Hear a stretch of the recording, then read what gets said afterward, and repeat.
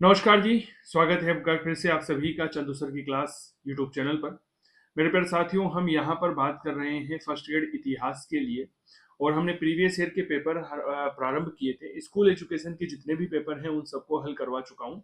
दो पेपर आपके संस्कृत डिपार्टमेंट के हैं। पहला पेपर 2018 वाला है और दूसरा पेपर 2022 वाला है। तो आज हम जो है 2018 का जो संस्कृत डिपार्टमेंट का पेपर आया था इसे हल कर रहे हैं। बहुत अच्छे से समझिएगा, क्योंकि सामान्यतः आरपीएससी में संस्कृत डिपार्टमेंट का पेपर जो है वह स्कूल व्याख्याता की तुलना में कठिन होता है। ठीक है। और एक बात और बता दूं, कई सारे प्यारे साथियों ने कुछ कमेंट किए थे। तो जैसे एक प्रश्न ये पूछा था कि महात्मा गांधी जो है उन्होंने जलियांवाला बाग हत्याकांड के दौरान कौन सी उपाधि लौटाई थी। नहीं, महात्मा गांधी ने नहीं लौटाई थी। बेसिकली उपाधि रविंद्रनाथ टैगोर ने लौटाई थी, नाइटहुड की। और जो शंकर नायर थे उन्होंने वायसराय की कार्यकारिणी परिषद से त्यागपत्र दे दिया था। तो ये चीजें आपको पता होना चाहिए। तो चलिए शुरू से शुरू करते हैं। कुछ महत्वपूर्ण प्रश्न जो आप सभी के लिए यहाँ पर उपयोगी बनेंगे। बहुत अच्छे से इन चीजों को समझिएगा, बहुत अच्छे से जानिएगा। ठीक है। संस्कृत डिपार्टमेंट का यह पेपर है मेरे प्यारे साथियों, जो कि प्रतियोगी परीक्षा थी 2018 इतिहास विषय का। ठीक है, लेक्चरर संस्कृत शिक्षा। परीक्षा जो है यह 7 अगस्त 2020 को सुबह 9 बजे से दोपहर 12 बजे तक हुई थी। तो इस पेपर को हल करते हैं। पेपर बड़ा शानदार, बहुत ही अभिनंदन वाला पेपर है। तो आइए सभी प्रश्न को समझिएगा। पहला प्रश्न है, 18वीं शताब्दी के भारत के संदर्भ में निम्नलिखित में से कौन सा कथन है जो सही नहीं है। ठीक है, सही नहीं है, बहुत अच्छे से समझिएगा। तो मेरे प्यारे साथियों, केरल में पितृसत्तात्मक परिवार थे, यह ठीक है। समाज में विधवाओं की स्थिति तो बेहद खराब थी। बंगाल में दहेज प्रथा थी। सवाई जय सिंह ने विधवा पुनर्विवाह को बढ़ावा दिया। सर, पहला ऑप्शन जो है यह गलत रहेगा। ठीक है, क्योंकि मेरे दोस्त केरल में मातृ सत्तात्मक व्यवस्था विशेष रूप से जो है वह लोकप्रिय थी। जैसे नायर, एजवा, ये समुदाय हुआ करते थे इनमें। क्लियर हो गई। अगला, एक बहुत प्रसिद्ध प्रेम कथा है हीर रांझा। इसकी रचना जो है वह किसने की थी। तो याद रखिएगा, वारिस शाह के द्वारा हीर रांझा की रचना की गई थी। किसने लिखा था? वारिस शाह पंजाब के बहुत प्रसिद्ध कवि हुए हैं और 18वीं शताब्दी में इन्होंने हीर रांझा लिखा था। मध्यकाल में निम्नलिखित में से कौन सी यूरोपियन शक्ति ने भारत में जो है वह व्यापारिक संबंध स्थापित किए थे। बहुत बढ़िया प्रश्न है। अब देखो, यहाँ पे 4 कंपनियां हैं। आप इस बात को देखिए कि चारों ही कंपनियां जो है इन्होंने व्यापारिक संबंध स्थापित किए थे। लेकिन अगर हम यहाँ पर देखें अंग्रेजी के प्रश्न और हिंदी के प्रश्न में, आप अंतर देखिए। अंग्रेजी हिंदी में क्या लिखा हुआ है? मध्यकाल में निम्नलिखित में से कौन सी यूरोपियन शक्ति ने भारत में व्यापारिक संबंध स्थापित किए। अब भाई साहब, इस हिसाब से तो ये प्रश्न डिलीट होना चाहिए। क्या मैं ठीक कर रहा हूँ क्या? क्योंकि चारों ही कंपनियां जो है इन्होंने व्यापारिक संबंध स्थापित किए थे। लेकिन जब हम अंग्रेजी को देखें, which of the following European power first established trade relation with India during medieval period, यानी कि मध्यकाल में निम्नलिखित में से कौन सी यूरोपियन शक्ति ने भारत से पहली बार या सर्वप्रथम व्यापारिक संबंध स्थापित किए थे। ये स्पष्ट यहाँ पर नहीं है। और जब हम पेपर को पढ़ते हैं तो इसमें एक चीज लिखी हुई आती है कि भैया अगर हिंदी और अंग्रेजी में से 10वां देखिए यहाँ पर आप, कि यदि किसी प्रश्न में किसी प्रकार की कोई मुद्रण या तथ्यात्मक त्रुटि हो तो प्रश्न के हिंदी और अंग्रेजी रूपांतरों में से अंग्रेजी रूपांतरण मान्य होगा। अब जब ये पेपर हुआ ना तो कई सारे विद्यार्थियों ने इस प्रश्न को किया ही नहीं। उन्होंने क्यों नहीं किया? कि साहब ये तो प्रश्न गलत है। मेरे दोस्त, हमेशा याद रखिएगा, कब जब कभी भी अगर इस तरह का कोई प्रश्न आपके समक्ष आता है तो उसका इंग्लिश ट्रांसलेशन जरूर देखें। तो सही जवाब क्या होगा? पुर्तगाली। हम पढ़ते हैं कि पुर्तगाली जो है ये सबसे पहले भारत आए थे और सबसे बाद में गए थे। तो द पुर्तगीज जो है वह इसका सही जवाब होगा। ठीक है, चलिए। प्लासी के युद्ध में सिराजुद्दौला के प्रति जो है वह कौन वफादार रहा था। ठीक है, 23 जून 1757 है, वहां पर प्लासी का युद्ध होता है। 1764 में बक्सर हुआ था। बंगाल का नवाब सिराजुद्दौला था। अंग्रेजों के बीच में युद्ध हुआ था।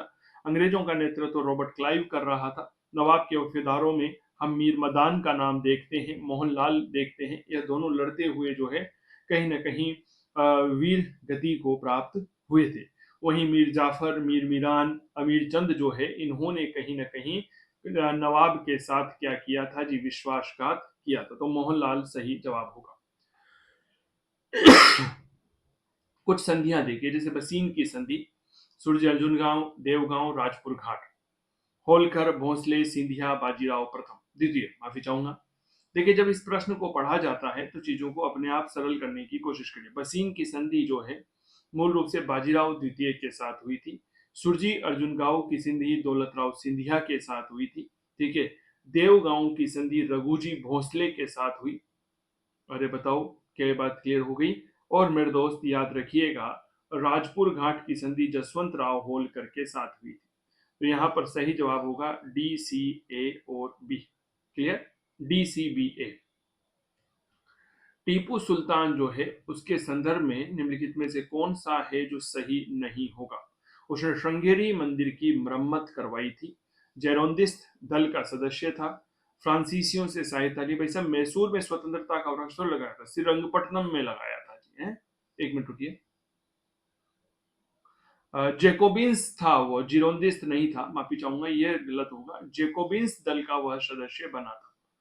फ्रांस की राज्य क्रांति के दौरान दो बहुत प्रसिद्ध दल हुए थे, जेकोबिन्स और जिरोंदिस्त। तो टीपू सुल्तान जो है ना, जेकोबिन दल का सदस्य बना था। मैसूर के श्रीरंगपट्टनम में उसने स्वतंत्रता का वृक्ष लगाया था। पहली रियासत जिसने सबसे पहले ब्रिटिश ईस्ट इंडिया कंपनी के साथ में सहायक संधि की थी, हैदराबाद का निजाम है वह। क्लियर? हैदराबाद का निजाम 1798 में की थी। इसके बाद अवध ने 1800 सॉरी मैसूर ने 1799, अवध 1801, मराठे 1802 और भोसले 1803। क्लियर? चलिए, उस विकल्प को चुनिए जिसमें अधोलिखित राज्यों के ब्रिटिश साम्राज्य में विलय का सही क्रम होगा। कुछ हमारे भारत के राज्य थे, उन राज्यों को एक साथ ब्रिटिश साम्राज्य में मिलाया गया था। देखिए, सबसे पहले अगर मैं बात करता हूं सिंध की, सिंध का विलय जो है वह 1843 में किया गया था। पंजाब की बात करता हूं, 1849 में मिलाया गया था। और फिर आता है ब्रह्मा। ठीक है। बर्मा 1885 में मिलाया गया था, 27 नवंबर के आसपास की तारीख होती है। तो सिंध, पंजाब और ब्रह्मा इसका सही जवाब होगा। गवर्नर जनरल ने भारत में दास प्रथा जो है इसका उन्मूलन किया था, विलियम बेंटिक।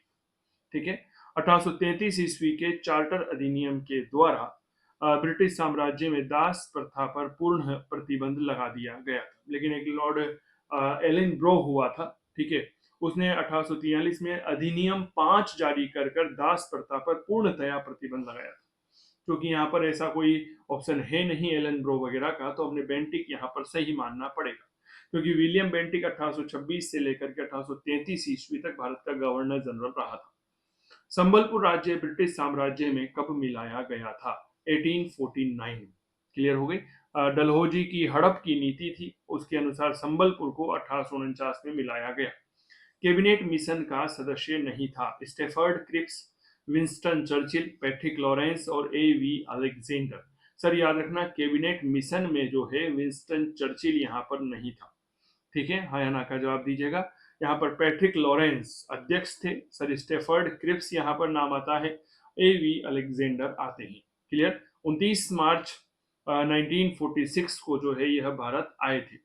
संविधान सभा में मुस्लिम लीग के कितने सदस्य चुने गए थे? संविधान सभा बनी, उसमें मुस्लिम लीग के सदस्यों की संख्या कितनी थी?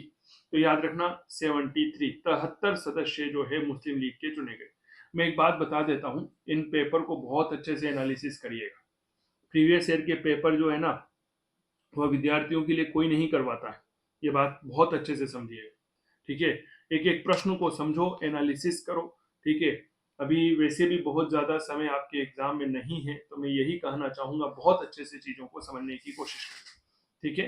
किस गवर्नर जनरल ने भारत में लोक निर्माण विभाग जो है स्थापित किया था? लॉर्ड डलहौजी ने 1848 ईस्वी में लोक निर्माण विभाग की स्थापना की थी। ठीक है। संविधान के 1949 के अंगीकार किए जाने के समय निम्नलिखित में से कौन सा उसका हिस्सा नहीं था? भाई साहब, 1949 में संविधान को अंगीकार किया गया था, तो उसमें से क्या नहीं थे? आपको यह पता होगा कि 42वां संविधान संशोधन 1976 में हुआ था। उसमें अनुच्छेद 51 क के तहत नागरिक कर्तव्य जोड़े गए थे। ठीक है। जिसे हम क्या कहते हैं, डीपीएसपी, डायरेक्टिव प्रिंसिपल्स कहते हैं, यानी कि एक तरह से नीति निदेशक तत्व, सॉरी माफी चाहते हैं, मौलिक कर्तव्य कहा जाता है। ठीक है, तो फंडामेंटल ड्यूटीज कहा जाता है, वो यहाँ पर शामिल नहीं थे। इन्हें कब जोड़ा गया था? इन्हें जोड़ा गया था 42वें संविधान संशोधन सन 1976। ठीक है। नीति निदेशक तत्व भारत के संविधान के किस भाग में सम्मिलित किए गए हैं? नीति निदेशक तत्व भारतीय संविधान के भाग 4 में सम्मिलित किए गए हैं। ठीक है, हाँ या ना का जवाब दीजिएगा, जिसमें अनुच्छेद 36 से लेकर 51 तक राज्य के नीति निदेशक तत्व यानी कि डीपीएसपी को शामिल किया गया है। प्राचीन विश्व अभी भी संस्कृत डिपार्टमेंट के पेपर में बना हुआ है। संस्कृत डिपार्टमेंट में जो है राजस्थान के इतिहास के प्रश्न कम पूछे जाते हैं, ये आपको पता ही है, या नामात्र पूछे जाते हैं, क्योंकि सिलेबस में कोई बहुत ज्यादा आमूल-चूल परिवर्तन यहाँ पर नहीं किया गया है। कुछ खलीफा हैं, इनके कालक्रम के बारे में पूछा गया, तो हम कहते हैं सर सबसे पहले बकर जो है वह हुआ, बकर के बाद जो है उमर हुआ, उमर के बाद उस्मान, और उस्मान के बाद जो है वह कौन हुआ? अली।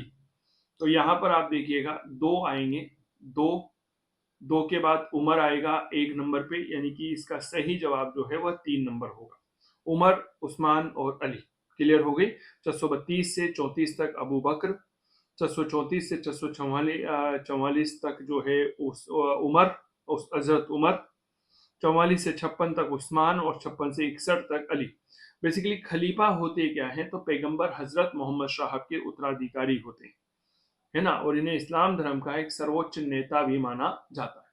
यहाँ पर सुमेलित करिए। अब देखिए 17 प्रश्न मैं करवा रहा हूं, अभी तक 17वें प्रश्न पर हैं मेरे प्यारे साथियों। 17वें प्रश्न तक ही आप देखिएगा कि संविधान के 3 प्रश्न आ गए, अपने आप में बहुत बड़ी बात है, यह सुमेलित नहीं है। याद रखिएगा, अनुच्छेद 14 से 18 समानता का अधिकार है, 19 से 22 में स्वतंत्रता का अधिकार है, और 23 से 24 में शोषण के विरुद्ध अधिकार है। और याद रखिएगा, अनुच्छेद 25 से 28 तक धार्मिक स्वतंत्रता का अधिकार है। तो यहाँ पर जो है वो 4 नंबर गलत होगा, क्योंकि कहीं पर भी अनुच्छेद 25 से 28 में हमें संस्कृति और शिक्षा संबंधी अधिकार नहीं मिलता। यह दोनों अधिकार हमें अनुच्छेद 29 और 30 में देखने को मिलते हैं। गीजे के पिरामिड का निर्माण जो है वह किसने करवाया था? मिस्र का राजा था फराओ खुफू, जिसे हम खुफरू भी कहते हैं। इसके द्वारा मेम्फिस नाम के स्थान पर इसका निर्माण करवाया गया था। वर्कर्स एंड डे का लेखक जो है कौन है? एक शानदार किताब मेरे दोस्त, इस किताब के लेखक के बारे में आपसे प्रश्न पूछा गया है कि वर्कर्स एंड डे जो है यह हीसियड नाम के लेखक है, इनकी किताब है। इसका शाब्दिक अर्थ कार्य और दिन नाम का एक ग्रंथ होता है। ठीक है, इन चीजों को थोड़ा सा पढ़िएगा। यूनान के देवी देवताओं के बारे में एक सवाल है, मास। ठीक है, देखिए मास जो है वह युद्ध का देवता, विनस प्रेम की देवी, वेकस सुरा का देवता, नेपच्यून समुद्र का देवता, यानी कि A B C D. Clear हो गई, ए बी सी डी। अगला प्रश्न, बौद्ध ग्रंथ है दिव्यावधान, इसके अनुसार किसे के उपदेश से प्रभावित होकर अशोक ने बौद्ध धर्म ग्रंथ के लिया था? किस व्यक्ति ने उपदेश दिया? तो याद रखना बाल पंडित ने उपदेश दिया था, और इस वजह से प्रभावित होकर के उपगुप्त के माध्यम से इसने बौद्ध धर्म जो है वह ग्रहण कर लिया था। क्लियर, बहुत बढ़िया। अशोक के शिलालेखों के संदर्भ में सवाल, मैंने पहले भी कहा है इनको पढ़ा करो, अच्छे से समझा करो। देखिए 8वां जो शिलालेख है यह मूल रूप से बौद्ध गया की संबोधि यात्रा जो है इससे जुड़ा हुआ है। रुमिंदेई करमुक्ति का है, कंधार अरामेइक है, सरेकुना जो है अशोक बौद्ध धर्म के संरक्षक के रूप में हमें देखने को मिलता है। इसे जो है मेरे प्यारे साथियों याद रखिएगा, ये चीजें बहुत अच्छे से समझो। अशोक के जो इंडिविजुअल शिलालेख है ना, कहाँ पे नाम मिलता है, कहाँ पे मूर्ति मिलती है, कहाँ पे क्या है, ये सब चीजें आपको पता होना चाहिए। ठीक है, चलिए। शुंग काल में यूनानी आक्रमण हुए, इन आक्रमणों का उल्लेख हमें किस ग्रंथ में मिलता है? बहुत अच्छे से समझिएगा।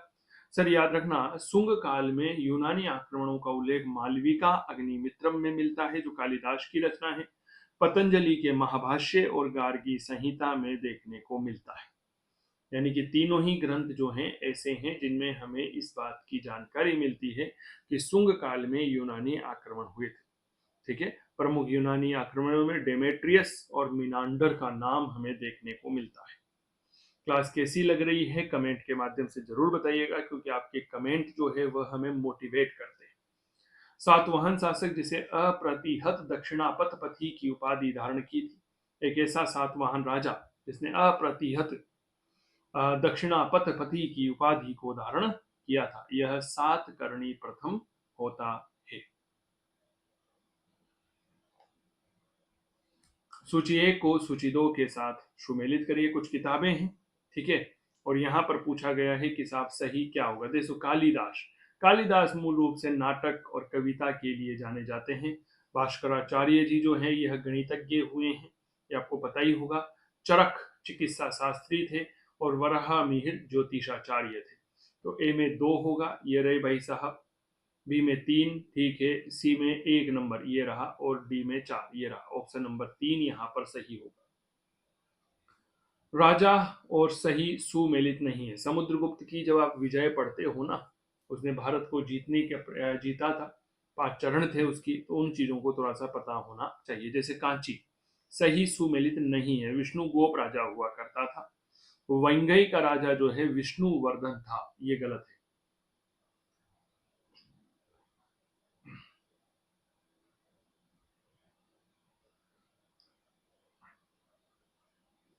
कौन था? विष्णुवर्धन। पालक का उग्रसेन और अवमुक्त का नीलराज। क्लियर।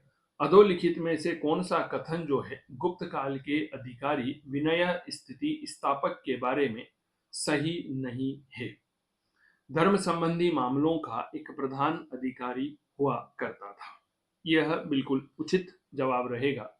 धर्म है तो मंदिर भी आएगा, और लोगों के नैतिक आचरण पर भी अधिक दृष्टि रखता था। न्याय विभाग जो है उसके अंडर में नहीं था, ठीक है। न्याय विभाग का जो प्रधान होता था वह महादंड नायक कहलाता। निम्नलिखित में से कौन सी वस्तु जो है भारत से निर्यात नहीं होती थी? सर याद रखना, सोना भारत से निर्यात नहीं हुआ करता था, ठीक है, ये बात याद रखना। जबकि मसाले, मोती, इत्र और ये सब चीजें होती थी। महिषासुर मर्दिनी की मूर्ति हमें गुप्त काल की है। कहाँ से प्राप्त हुई है? उदयगिरी की गुफाएं हैं मध्य प्रदेश विदिशा में। यहाँ से 4वीं से 6वीं शताब्दी के मध्य हमें की यह महिषासुरमर्दिनी की मूर्ति हमें मिला प्राप्त हुई है। हेनसांग की यात्रा के समय नालंदा विश्वविद्यालय का कुलपति शीलभद्र हुआ करते थे, ठीक है। कौन थे जी? आचार्य शीलभद्र थे। ये चीजें थोड़ा सा याद रखना। यह एक शिक्षक होने के साथ साथ एक बहुत बड़े विद्वान और एक तरह से आचार्य के पद पर थे। अर्श के कुछ दरबारी और उनके पदनाम देखने को मिलते हैं, जैसे अवंती। अवंती एक प्रकार का युद्ध मंत्री हुआ करता था, ठीक है ना। सिंहनाद, सिंहनाद भाई साहब, जब युद्ध होता है तो सिंहनाद किया जाता है। सेनापति कुंतल अश्वरोही सेना का प्रधान और भांडी प्रधानमंत्री, यानी कि सही जवाब DCBA होगा। इस क्लास की PDF मेरे प्यारे साथियों आपको कहां पर प्राप्त होगी? तो याद रखिएगा, आप इतिहास के अद्भुत मंच चंदू सर की क्लास मोबाइल एप्लीकेशन को डाउनलोड कर लीजिएगा। यहाँ पर आपको इस क्लास की PDF जो है वह मिल जाएगी। आप मोबाइल नंबर 8802060952 पर भी संपर्क कर सकते हैं किसी भी प्रकार की असुविधा के लिए। यहाँ पर चंदू सर की क्लास मोबाइल एप्लीकेशन पर इतिहास के कुछ शानदार कोर्सेज अवेलेबल हैं। इतिहास paper 2, history foundation PGT, history UP TGT history, second grade SST history, test series है यहाँ पर टॉपिक वाइज। हार्ड कॉपी में नोट्स अवेलेबल हैं, टेस्ट है यहाँ पर, नोट्स हैं मेरे दोस्त PDF में। विश्व इतिहास, प्राचीन भारत, मध्यकाल और आधुनिक भारत, ये सारे कोर्स मेरे प्यारे साथियों यहाँ पर उपलब्ध हैं। तो आप गूगल प्ले स्टोर से आज ही डाउनलोड करिए चंदू सर की क्लास मोबाइल एप्लीकेशन। इसी के साथ मैं एक बात और बता दूं, इसका ऐप का जो लिंक है हमने डिस्क्रिप्शन बॉक्स में कमेंट कर रखा है, ठीक है। चल, ये देखो, ये सब चीजें इसलिए करनी पड़ती है क्योंकि देखो कई सारे विद्यार्थी जब नए जुड़ते हैं तो उनको पता नहीं होता है कि सर कहाँ से हम ये चीजें प्राप्त करें। एक विद्वान हुए राजशेखर, यह मूल रूप से महेंद्रपाल प्रथम गुजर प्रतिहार राजा था, उसके दरबारी थे, है ना। राजशेखर ने कर्पूर मंजरी, काव्य मीमांसा, विद्याशाल भंजिका, बाल भारत, बाल रामायण, भुवन कोश, हर विलास जैसे महान और प्रसिद्ध ग्रंथों की रचना की थी। क्लियर। चलिए, पेड़ से कांटा निकालती हुई स्त्री का एक मूर्ति शिल्प है, यह हमें खजुराहो से मिला है। खजुराहो जो है चंदेल राजाओं ने इसका निर्माण करवाया था, ये बात थोड़ा सा समझिएगा, ठीक है। चलिए, यहीं पर कंदरिया महादेव का बेहद प्रसिद्ध मंदिर है। दक्षिणी भारत, मूल रूप से संगम काल से एक प्रश्न है आप सभी के लिए। तोलका पियम, भाई साहब तोलका पियर ने लिखा था, डायरेक्ट पता है। शिल्पदिकारम किसने लिखा था? इलेगो आदिगल ने लिखा था। मणि मेकले सीतले शतनार और जीवक चिंतामणि तिरुक देवर।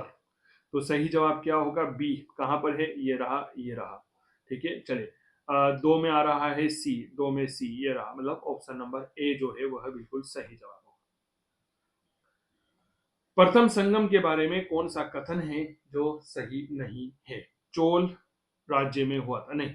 देखो, दक्षिणी भारत में जितने भी संगम, 3 संगम आयोजित हुए ना, वो सारे के सारे पांड्य राज्य के संरक्षण में आयोजित किए गए थे, ठीक है।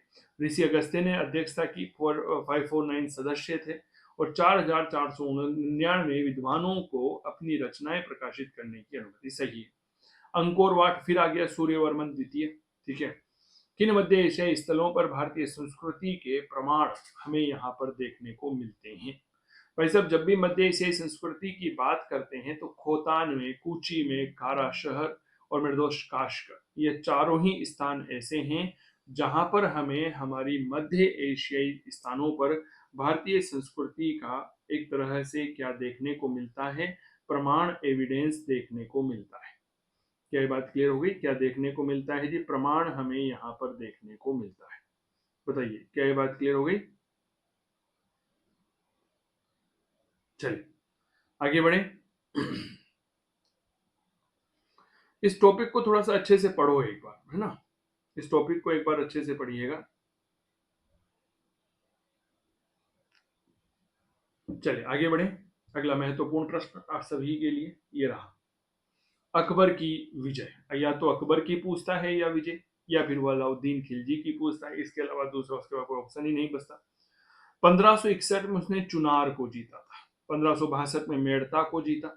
1569 मार्च के महीने में रणथंबोर को जीता। और जब ये रणथंबोर को जीत चुका था तो ये कालिंजर को जीतने के लिए निकल चुका अप्रैल 1569 में। क्लियर हो गई? तो सही जवाब होगा चुनार, मेड़ता, रणथंबोर और कालिंजर। क्लियर? हबीब अल शियार एक किताब है, यह किसने लिखी है? तो याद रखना, मोहम्मद खान मीर के द्वारा लिखी गई है। मुगल काल का एक बहुत प्रसिद्ध विद्वान था, ठीक है, जिसने फारसी भाषा में हबीब अल शियार लिखा। इसी ने कानून ए हुमायूनी नामक किताब लिखा था, जिसका तात्पर्य होता है हुमायूं की नींव, ठीक है। और जब मोहम्मद खान मीर की मृत्यु हो जाती है तो मेरे प्यारे साथियों, आपको पता ही होगा, नहीं पता तो मैं बता देता हूँ, इन्हें निजामुद्दीन औलिया की कब्र के पास जो है वह दफना दिया गया था। अगला प्रश्न, किस सिख गुरु को जहांगीर ने कैद किया था? गुरु अर्जुन देव, ठीक है। गुरु अर्जुन देव जो है सिखों के 5वें गुरु थे। इनको मूल रूप से इन्होंने खुसरो को राजा बनने का आशीर्वाद दिया था, आर्थिक सहायता दी थी, इसीलिए राजद्रोह का मुकदमा लगाकर कैद किया और कहीं ना कहीं फांसी की सजा दे दी थी। एक ऐसे चिश्ती संत जिन्होंने कभी भी जीवन में विवाह नहीं किया था। एक बार प्रश्न का लेवल देखिए। याद रखना, सूफी संत निजामुद्दीन औलिया जो दिल्ली के 7 सुल्तानों के समकालीन थे, इन्होंने वैराग्य और सहनशीलता की मिसाल पेश की थी। इन्हें महबूब ए इलाही की लोकप्रिय उपाधि दी गई थी, ठीक है। तो इन्होंने जो है विवाह नहीं किया था, ठीक है। जैसे मोइनुद्दीन चिश्ती ने 2 विवाह किए थे। इसके अलावा शेख हमीदुद्दीन नागौरी साहब जो हैं, इनकी पत्नियां सूत काट करके इनकी पत्नी जो थी नागौरी साहब की, ये सूत काट करके कपड़ा बुनने का काम करती थी।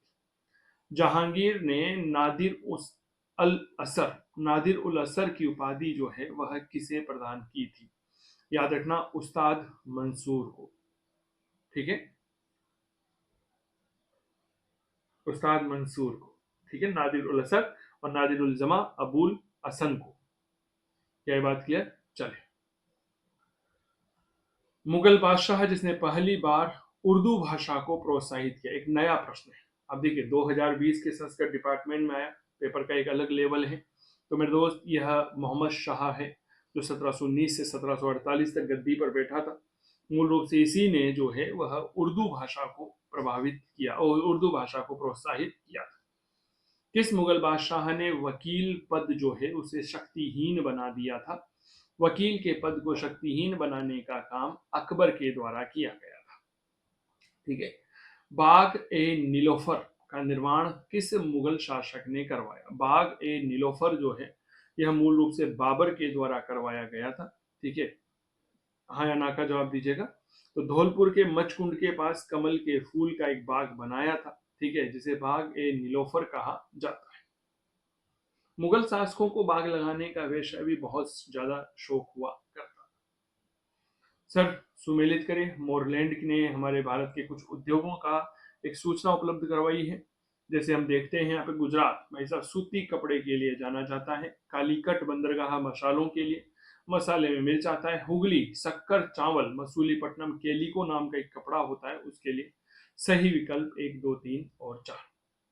पुरंदर की संधि 11 जून सन 1665 को शिवाजी और औरंगजेब के सेनापति मिर्जा राजा जय सिंह के बीच हुई थी। सही होंगे। 23 दुर्ग मुगलों को दे दिए। शिवाजी को मुगलों की मदद जो है वह भी करनी थी। सही है। शिवाजी को मुगल दरबार में उपस्थिति से मुक्त रखा गया था। भाई साहब गए थे यह उपस्थित होने, क्या ये बात क्लियर हो गई? लेकिन यहाँ पर इन्हें कैद कर लिया गया था, तो इससे दबाव नहीं था। तो तीनों ही विकल्प जो है वह सही हो। किस मुगल बादशाह ने दक्षिण भारत से मराठों को चौथ और षड्देश मुखी वसूल करने की अनुमति प्रदान की थी? रफी उद्दरजा। दिल्ली की संधि हुई थी, उसके माध्यम से यह काम दिया गया था। ठीक है, 1719 ईस्वी के आसपास की बात है। भारत में वहाबी आंदोलन का संस्थापक कौन था? भारत में वहाबी आंदोलन जो हुआ इसके संस्थापक शेख सैयद अहमद बरेलवी हैं। ठीक है। वैसे तो वहाबी आंदोलन के संस्थापक अब्दुल वहाब थे। ठीक है। और भारत में जो है सैयद अहमद बरेलवी हुए। इसी वजह से मूल रूप से इस वहाबी आंदोलन को लोकप्रियता मिली थी। मूल रूप से वहाबी आंदोलन क्या था इसको समझते हैं आप लोग, तो समझिएगा। वहाबी आंदोलन क्या है? मुस्लिम धर्म का एक प्रकार का सुधारवादी आंदोलन था। ठीक है, इन चीजों को बहुत अच्छे से समझिए।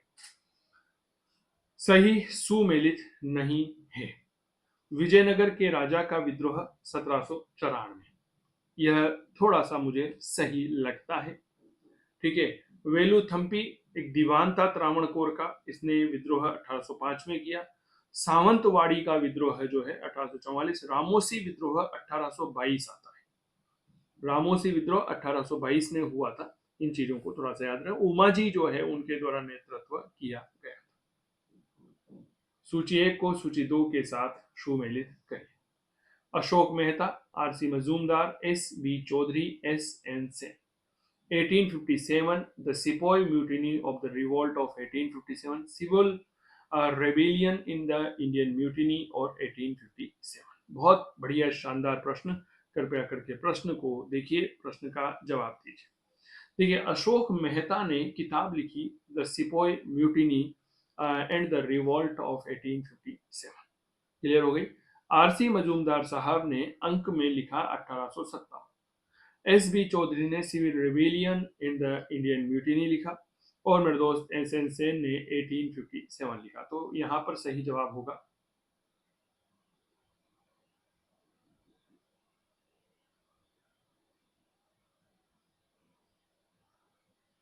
देखो, Ashok Mehta the sepoy mutiny of,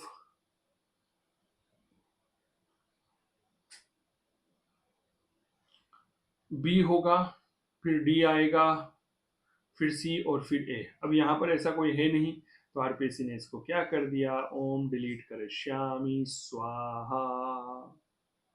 ठीक है। चलिए 1 मिनट, इसका हिंदी में है, हमने अंग्रेजी में भी सेम ही है। ठीक है। 1857 की क्रांति के संदर्भ में कौन सा कथन जो है वह सही नहीं है? ईस्ट इंडिया कंपनी का शासन समाप्त हुआ। गोद निषेध प्रथा का उन्मूलन किया गया। पेशवा पद समाप्त हो गया।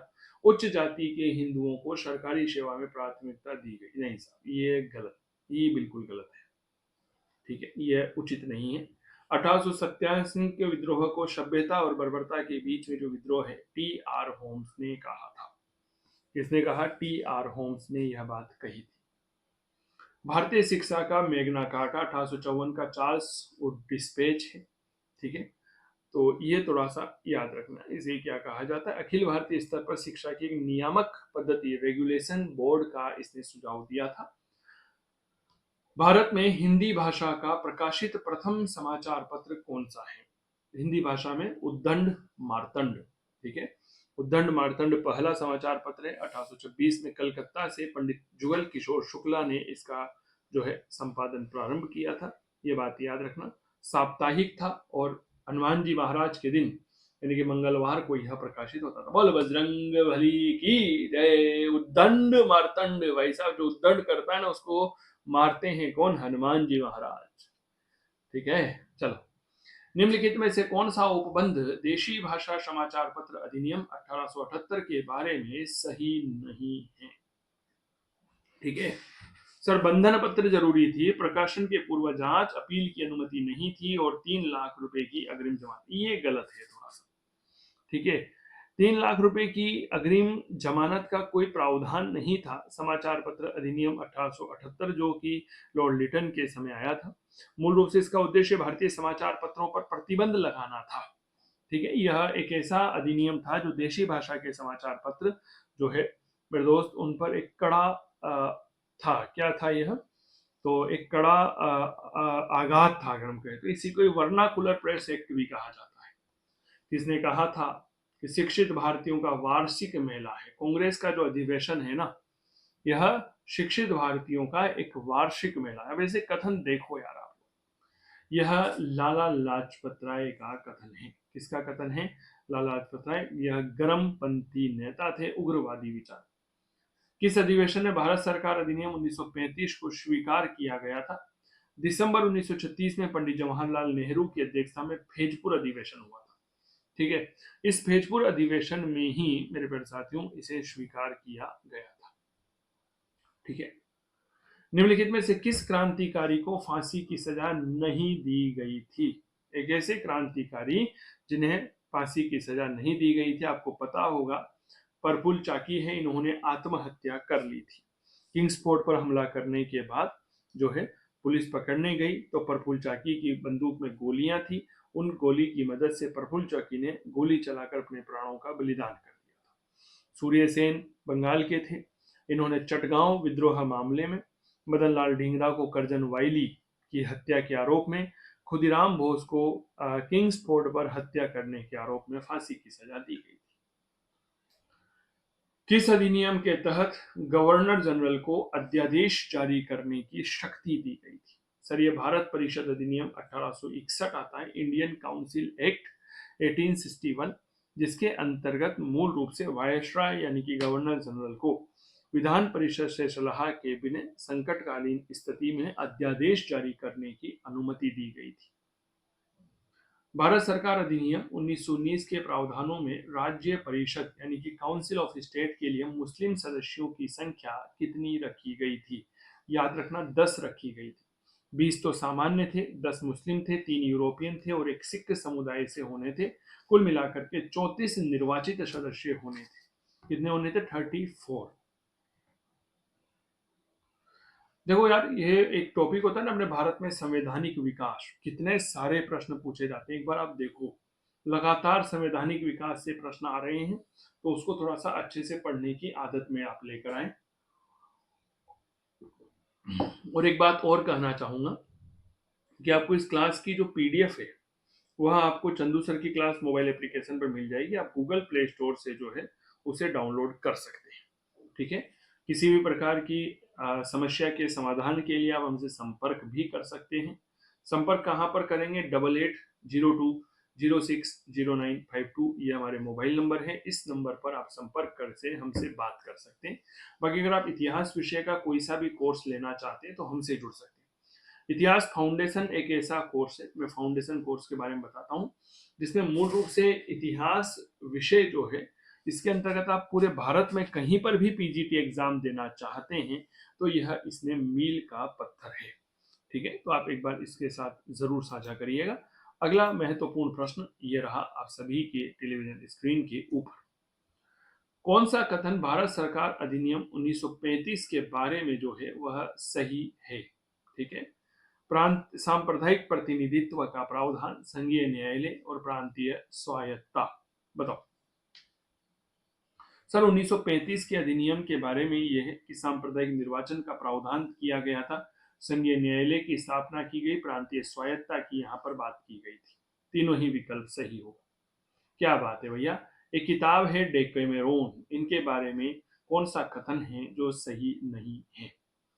इसकी रचना बुकाशियो के द्वारा की गई थी, यह सही है। यह फ्रांसीसी नहीं भाई साहब, इटली का लेखक था, यह फ्रांस का नहीं था, इटालियन था, इसीलिए बुकासियो को लैटिन गद्य का जनक कहा जाता है। इसमें कुल मिलाकर के 100 हास्यास्पद कहानियां हैं, तो ये दोनों ही विकल्प जो हैं बिल्कुल सही होंगे। ठीक है, तो यहाँ पर जो आपके गलत होगा वह क्या होगा? केवल और केवल 2 नंबर जो है वह गलत होगा। अगला प्रश्न, जेसुइट संघ की स्थापना किसने की थी? जेसुइट संघ, इग्नेशियस लोयोला। जेसुइट संघ को ही क्या कहा जाता है? Society of Jesus. 1534 में अवकाश प्राप्त एक अंग्रेज सैनिक था इग्नेशियस लोयोला, जो स्पेन का रहने वाला था, उसने इसकी स्थापना की थी। ठीक है,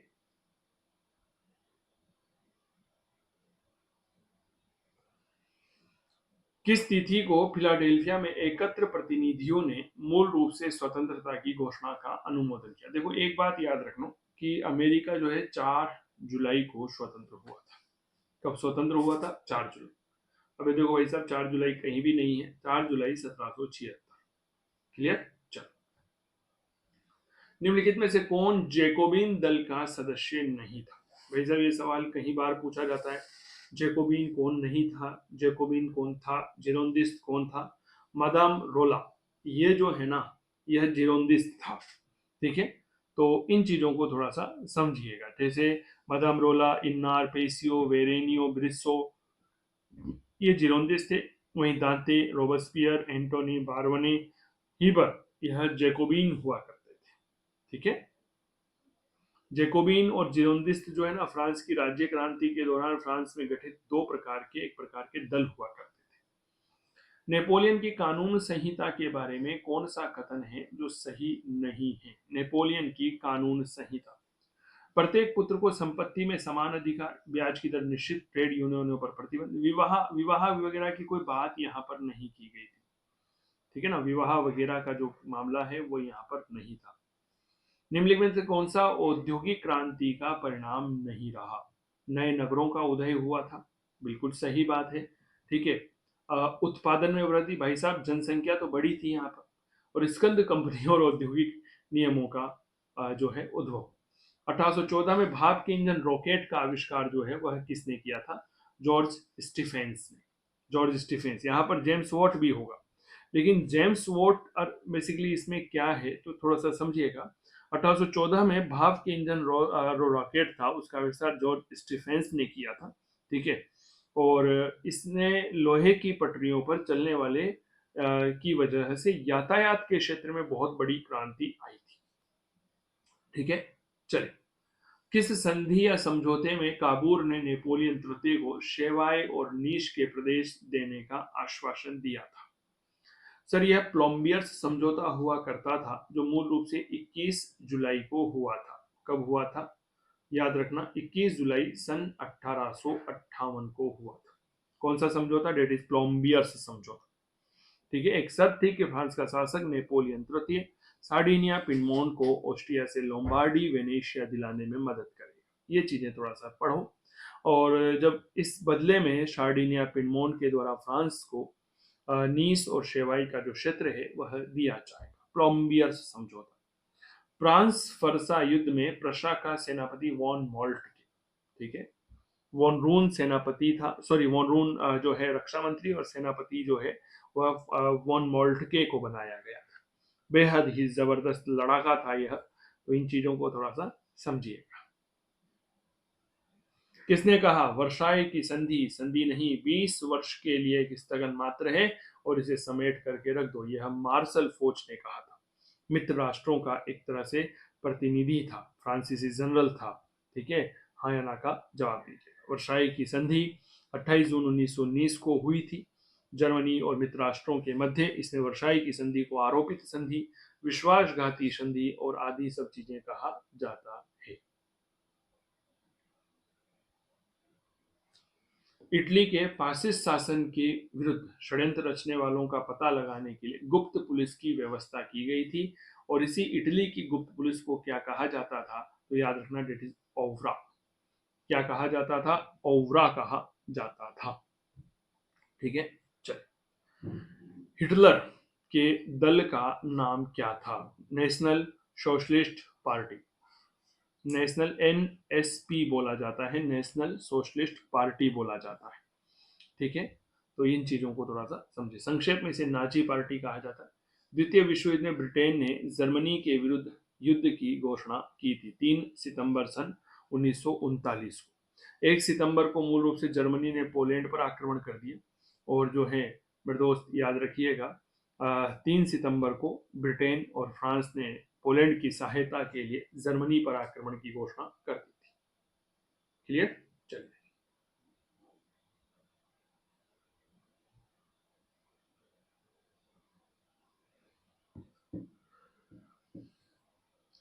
सही सुमेलित नहीं होगा। ठीक है, जैसे यहाँ पर सही सुमेलित होगा, माफी चाहूंगा, जैसे महेंद्र वर्मन सेली। ठीक है, पल्लव शासकों के मंदिरों के बारे में यहाँ पर सवाल पूछा गया है। महेंद्र वर्मन में भैरव कुंड मंडप जो है यह बनाया गया था। मामल्ल शैली में सप्त पैगोड़ा बना था। राजसिंह शैली में यहाँ पर जो है वैकुंठ पेरुमल मंदिर बना। और अपराजित जो शैली होती है, इसमें मातंगेश्वर मंदिर का निर्माण हुआ था। ठीक है, तो यहाँ पर आप इन बातों को थोड़ा सा समझिए। हाँ, महेंद्र वर्मन शैली, हाँ, महेंद्र वर्मन शैली में क्या बना? भैरव कुंड मंडप। तो यहाँ पर सही जवाब होगा सी पहले में। मामल में सप्त पैगोड़ा यानी कि ए हो गया। राजसिंह में वैकुंठ पेरुमल मंदिर यानी कि बी।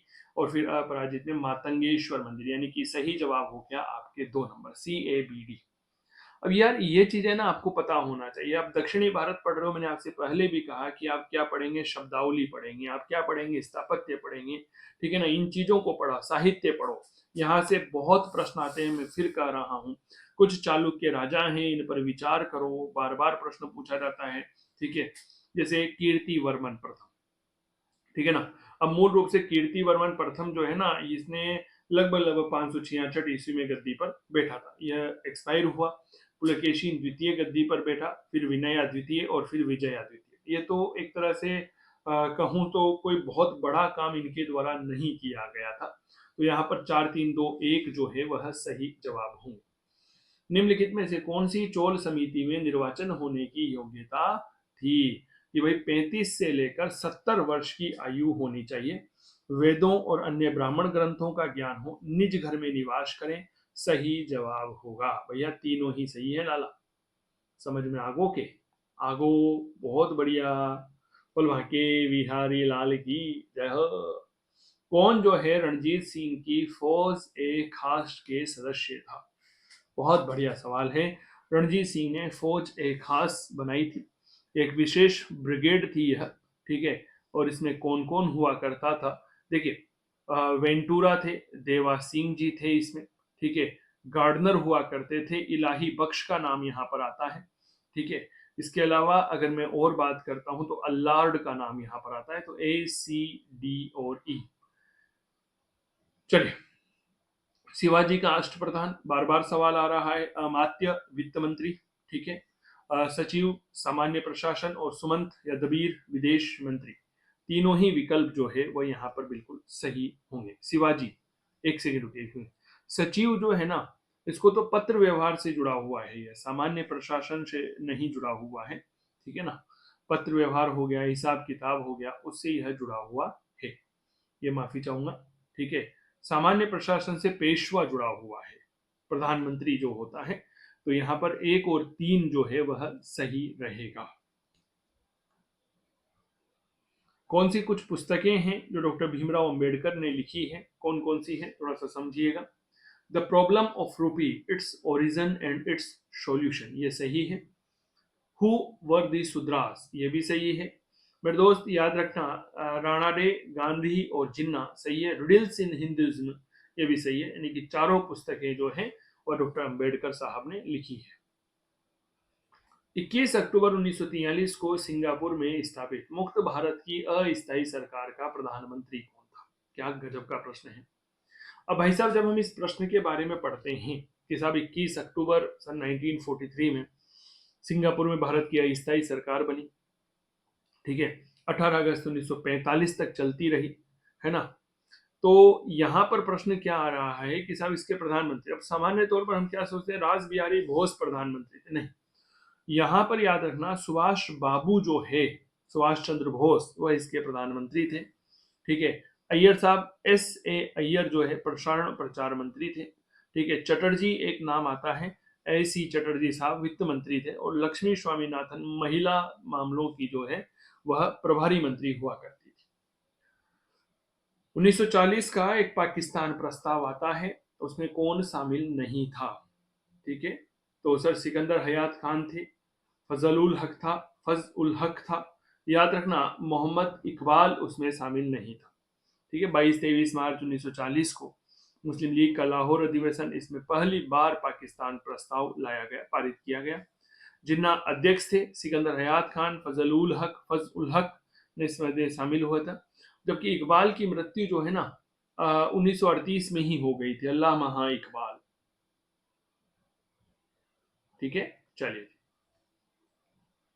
1917 में लेनिन ने सत्ता हाथ में ली और अपना भावी कार्यक्रम घोषित किया, निम्नलिखित में से कौन सा इस कथन इस कार्यक्रम के बारे में सही नहीं। सर और अधिक तीव्रता से युद्ध, नहीं भाई साहब, युद्ध से तो पीछे हटना था, ये तो था ही नहीं। बिना क्षतिपूर्ति के निजी भूमि का राष्ट्रीयकरण, पूंजीपतियों को राज्य अधिकारों से वंचित, और बैंकों का जो है मेरे दोस्त राष्ट्रीयकरण। आप रूस की क्रांति पढ़ रहे हो ना, तो मेरे प्यारे साथियों याद रखना, यहाँ से प्रश्न बनता है। जब प्रथम विश्व युद्ध चल रहा था तो 3 मार्च 1918 को रूस जो है जर्मनी के साथ ब्रेस्ट लिटोवस की संधि करता है, और ब्रेस्ट लिटोवस की संधि करने के साथ ही रूस जो है प्रथम विश्व युद्ध से क्या हो गया था, अलग हो गया था मेरे प्यारे साथी। क्लियर। चलिए अगला प्रश्न, संयुक्त राष्ट्र चार्टर के किस अनुच्छेद के अंतर्गत सुरक्षा परिषद अंतर्राष्ट्रीय शांति व सुरक्षा बनाए रखने के लिए सेना का प्रयोग कर सकती थी। याद रखना यह अनुच्छेद 42 होता है, अनुच्छेद 42 था यह, ठीक है। इसके माध्यम से ऐसा काम किया जा सकता है। क्लियर।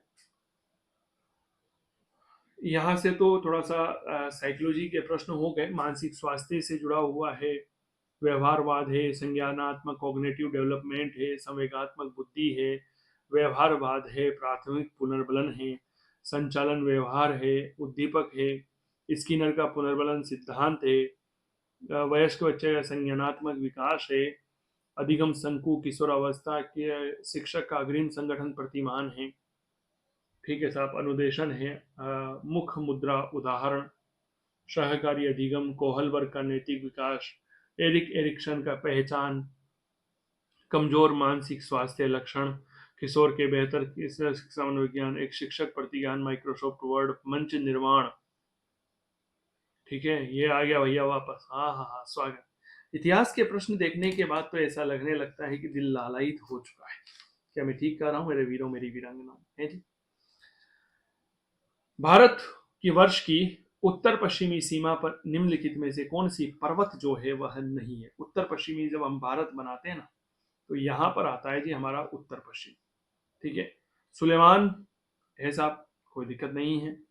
कीथर है, हिंदुकुश है, पटकोई नहीं है, यह दक्षिणी भारत की है पटकोई, है ना। पूर्वोत्तर भारत के ब्रह्मा देश की सीमा पर है पटकोई, माफी चाहूंगा, दक्षिणी भारत में पटकोई इधर है, तो यहाँ पर आपके पटकोई नहीं होगा, ठीक है।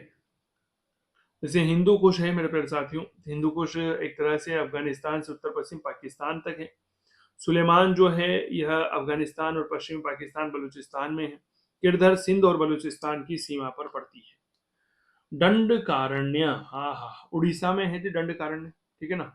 तो यह महत्वपूर्ण है, छत्तीसगढ़ राज्य के आसपास के भूभाग में आता है और दक्कन के पठार का यह हिस्सा है। भीमबेटका से उत्खनित अधिकांश औजार जो है यह किसके बने हुए हैं। तो मूल रूप से जो भीमबेटका से हमें पुरापाषाण काल की उपकरण प्राप्त हुए क्वार्टजाइट के बने हुए, पत्थर होता है क्वार्टजाइट, उसके। सुमेलित नहीं है, प्राक ऐतिहासिक स्थल है और राज्य है। जैसे तिरपक्कम तमिलनाडु बिल्कुल सही है, नागार्जुन कोंडा आंध्र प्रदेश सही है, हुसंगी कर्नाटका से, इनाम गांव महाराष्ट्र में है। इनाम गांव कहाँ पर है? महाराष्ट्र में पड़ता है। राख के टीले से संबंध है, ठीक है। एस माउंट उन स्थलों से जहां व्यक्तियों का अंतिम संस्कार किया जाता था, वैदिक बलि दी जाती, नवपाषाण काल के स्थलों से हैं, ठीक है। तो यह वाला मामला जो है यह सही होगा। और भट्टे जहां पर मर्दभांड पकाए जाते, संबंध नहीं है, तो ये वाला मामला जो है बिल्कुल सही है। बाकी सारे के सारे जो है वह गलत है, ठीक है। अनुष्ठानिक महत्व के लिए होते थे, पूजा पाठ वगैरह की जाती थी यहाँ पर। देहाती कृषि समुदाय के द्वारा लकड़ी और गोबर को जलाकर के इनका निर्माण किया जाता था, इन्हें हम राख के टीले कहते हैं। बागोर राजस्थान में है, भीलवाड़ा जिले में है, कोठारी नदी के किनारे पर है। 1967-68 में वीरेंद्र नाथ मिश्र के द्वारा इसकी खोज की गई थी, ठीक है। बागोर और आदमगढ़ दो ऐसे स्थान हैं जहां से हमें पशुपालन के प्राचीनतम साक्ष्य मिलते हैं।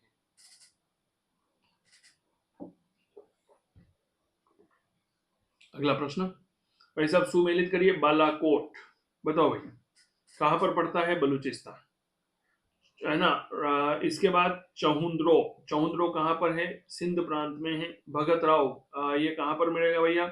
भगत राव मिलेगा आपकी गुजरात में। और रोपड़ पंजाब, सतलज नदी के किनारे पर है रोपड़, ठीक है। अब जवाब आप देखो, 2-4, ये रहे 2-4, ठीक है। भगत राव गुजरात सही है, रोपड़ पंजाब सही है, यानी कि सी वाला ऑप्शन जो है यहाँ पर बिल्कुल सही होगा। सिंधु सभ्यता के मोहरों के निर्माण के लिए किस सामग्री का जो प्रयोग है वह नहीं किया जाता था? लोहे का, क्योंकि उस समय लोहा नहीं था। लोहे की खोज वैदिक काल में 1050 ईस्वी में किया गया था, अतरंजी खेड़ा उत्तर प्रदेश, ठीक है। किसने कहा था कि वास्तव में ऐसा प्रतीत होता है कि मिस्र और मेसोपोटामिया की सभ्यताओं की भांति हड़प्पा की सभ्यता एक धर्म राज्य पर आधारित थी? क्या गजब का प्रश्न, ठीक है। तो ये बात किसने कही थी?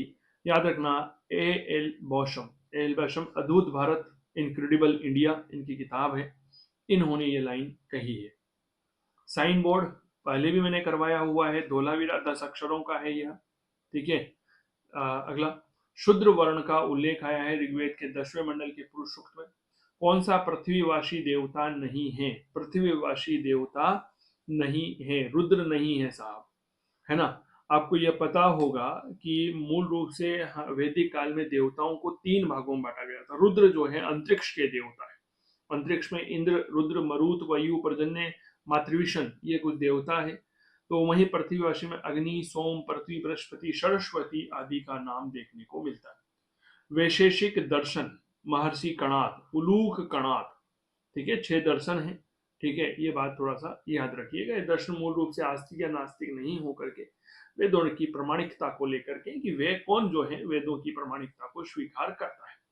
एक ऐसा ब्राह्मण ग्रंथ जो अथर्व वेद से जुड़ा हुआ है, याद रखना, गोपथ ब्राह्मण रीट, 2018 का प्रश्न है ये, जो वापस पूछा गया, ठीक है।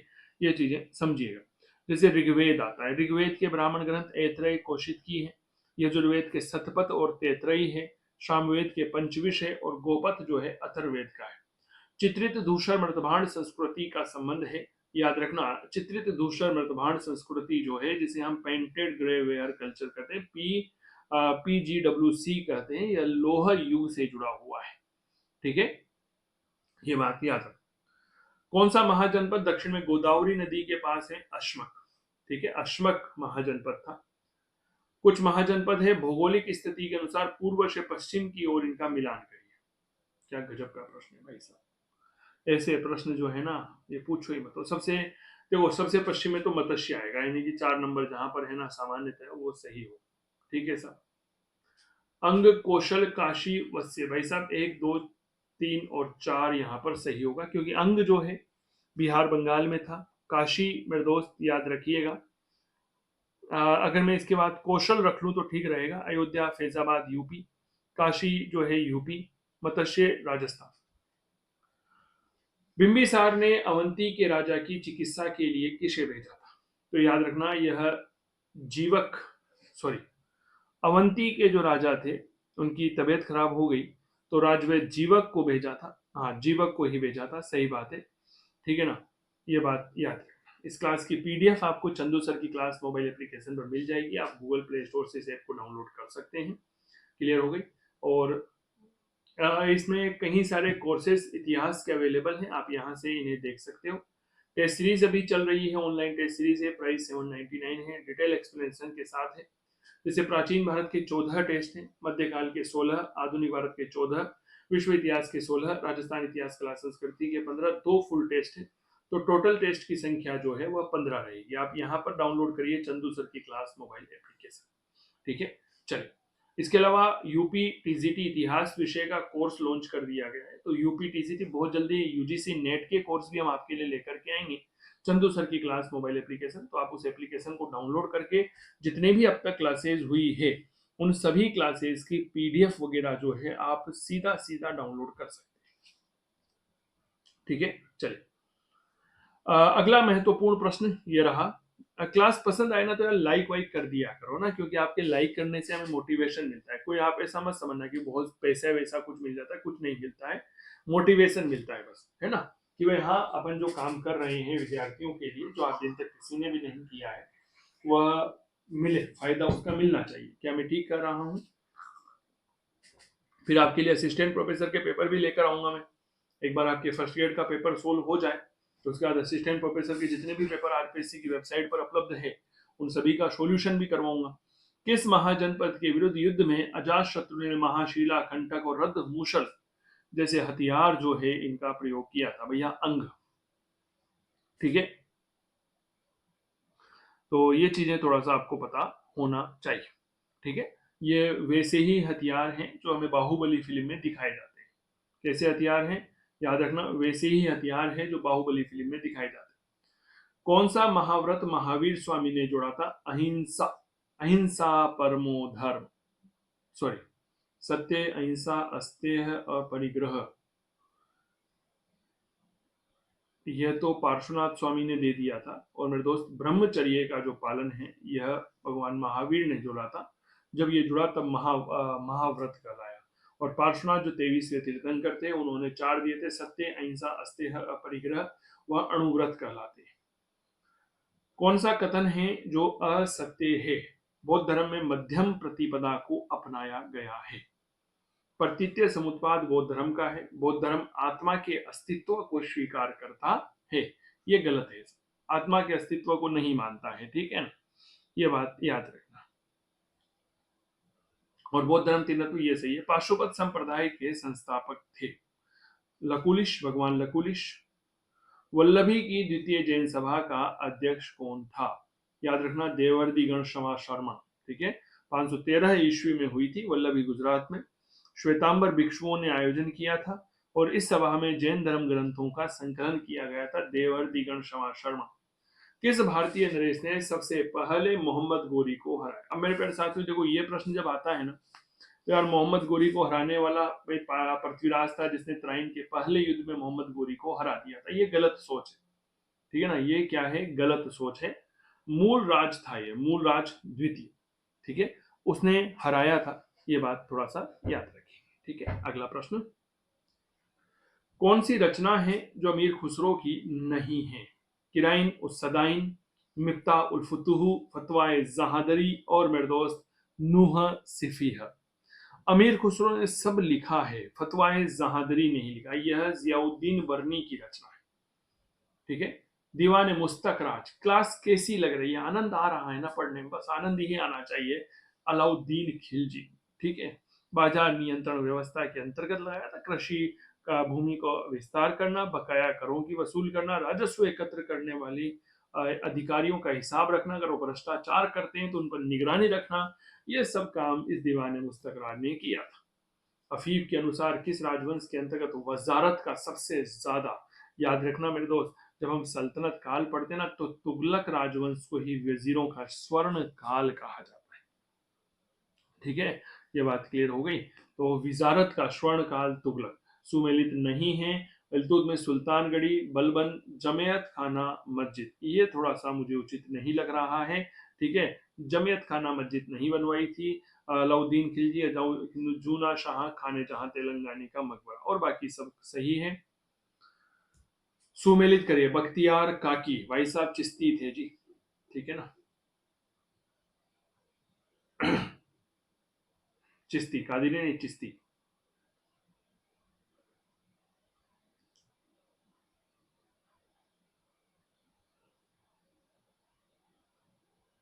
ठीक है।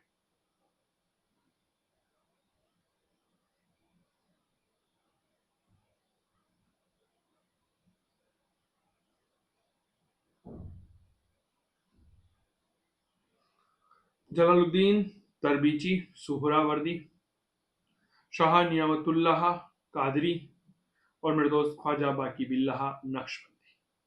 तो सही जवाब 2, 3, 1 और 4।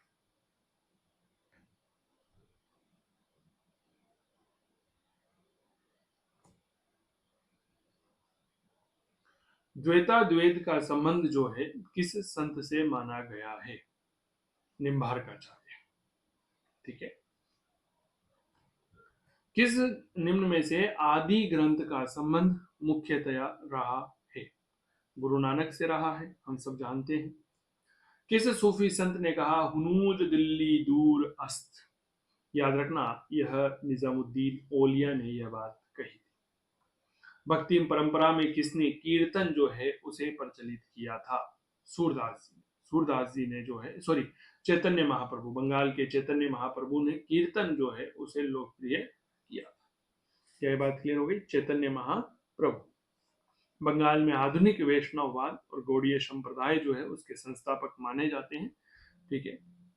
चलिए, निम्नलिखित में से कौन है जिन्होंने सैयद बंधुओं की सहायता के बिना राजा बना था? उत्तरकालिक मुगल आपके RPSC first grade school education में नहीं है, लेकिन आप जब संस्कृत डिपार्टमेंट का पेपर देते हो तो वहां पर यह प्रश्न पूछा जाता है। जहांदर शाह, ठीक है, क्लियर। फर्रुख शिहर, रफीउद्दौला, रफीउद्दर्जात, मोहम्मद शाह सैयद बंधुओं की मदद से मुगल राजा बने थे। मूल रूप से दो सैयद थे यह, सैयद हुसैन अली और सैयद अब्दुल्ला खान, क्लियर हो गए। जबकि जहांदर शाह उसकी मदद के बगैर ही बहादुर शाह की मृत्यु के बाद 1712 में गद्दी पर बैठा था। सुमेलित करिए। हैदराबाद की स्थापना किसने की थी? निजाम उल मुल्क ने। अवध की स्थापना जो है शहादत अली खान है क्या कहीं पर? ये रहा। बंगाल की स्थापना मुर्शीद कुली खान और अमेशूर हैदर अली। तो यहां पर सही जवाब होगा 3, 4। ए रहा भैया ऑप्शन नंबर, हैदराबाद निजाम 3 होगा, 4 होगा, ठीक है, दोनों में है।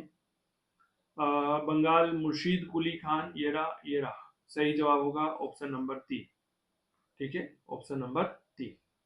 तो ये थे आपके संस्कृत डिपार्टमेंट 2018 का पेपर। कैसा लगा हमें जरूर बताओ।